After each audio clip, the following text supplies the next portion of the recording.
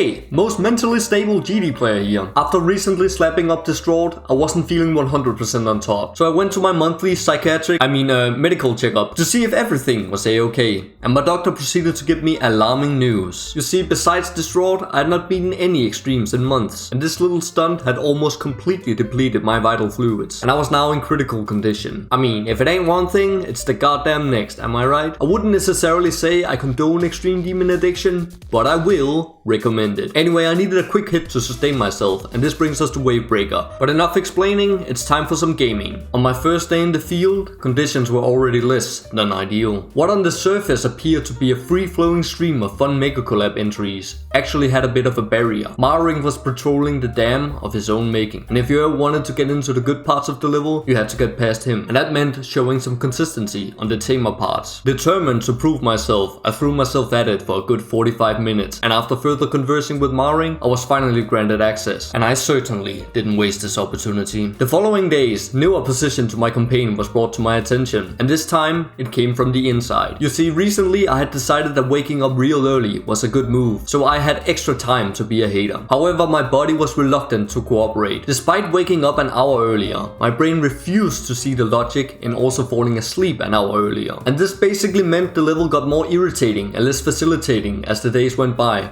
Or rather, it was me who got more agitated and less ensciliated. But after about 3 to 4 business days, I finally managed to push my body to adapt to my newly improved sleep schedule. Speaking of pushing, you already know that my tired ass went straight back to pushing P as soon as I got some more hours in the tank. And the 1% progress that was made not once, but twice, confirmed that I was now back to my own overthinking self. Now I must warn you, when you start getting past MarEng more frequently, it's important to always have a secondary light source in your room, or else Chlorines might make you sunblind. Deploying flashbang.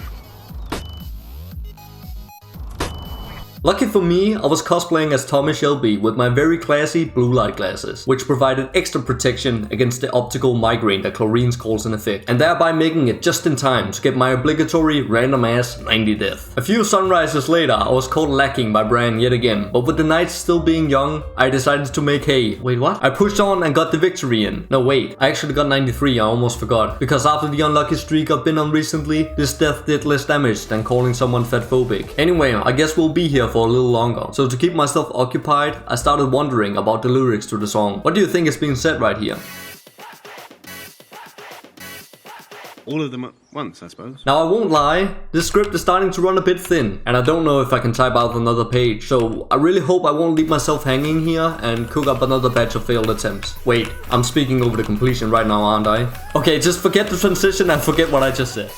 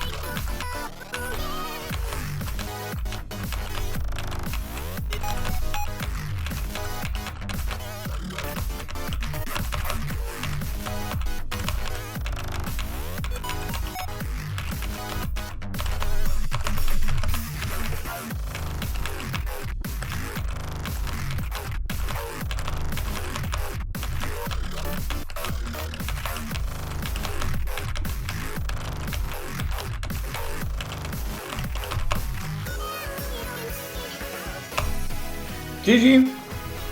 I got it. Easy peasy, boy. Honestly, I kind of underestimated this level, not gonna lie. And as a result, it took a little bit longer than it should have. For the most part, I enjoyed this level a lot. I will say that Mareng's part is super annoying and kind of inconsistent. AngryBoy is also kind of annoying. That's just how it is. It feels like a hard demon part or something like that. And then he's just like tightened the ship up to make it extreme. Like, I don't know. I just don't like the gameplay on that. It's just a bit annoying. It's not really a problem to get consistent at it. And the same with Danzmen. Like, you can tell that he usually makes easy demons because his extreme demon gameplay is not that good. Oh my god, it even has a watermark. Not because I had trouble with Danzmen, it isn't that big of a deal. But honestly, Lemons is fine. I think that part is really good, both visually and gameplay wise. It's a good start to the level. Like MarEng, it is kind of satisfying to get this part. For the most part, it's very fun. It's just like the ship and then the 3 orbs into that. That's kind of inconsistent and annoying. After MarEng, the level is like honestly really great. Dorami's part seemed kind of annoying at first because there's like an off-screen orb timing, but it's really easy to get the hang of. I don't imagine anybody is going to struggle with that. It's honestly really consistent and really fun. When I started playing this level, Dorami was like my least favorite part of the level, but it actually ended up being my favorite. I actually somehow managed to die at the end, but not get insanely unlucky. That's a new feat for me. Let's see what we got. 16,252. This is the first level I've done like entirely with the up key. If I would have done this with the mouse, God, I would probably have to double these attempts. There's a lot of shipping weight in this, so it's quite a skill-based level. So it's actually quite tough, and that was why I underestimated it a bit at first. All right, have a great day. I'll see you in the next one. Goodbye.